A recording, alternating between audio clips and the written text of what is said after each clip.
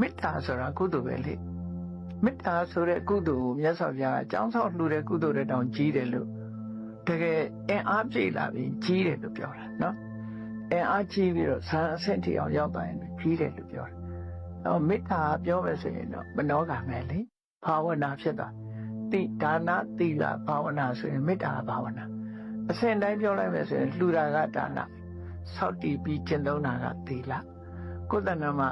ဒီစိတ်အားတွေကိုတိုးပွားအောင်လုပ်တာဘာဝနာလို့ဆိုတော့မေတ္တာဘာဝနာထဲမှာပါတယ်အဲသူကပို့ပြီးတော့အဆင့်မြင့်တယ်လို့သူတို့ပြောတာ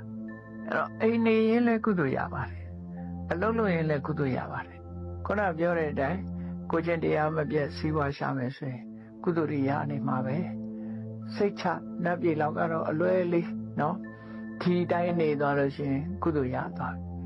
ကိုမှဘာမှချိုးပေါက်တာမရှိဘူးမချိုးပေါက်ဘူး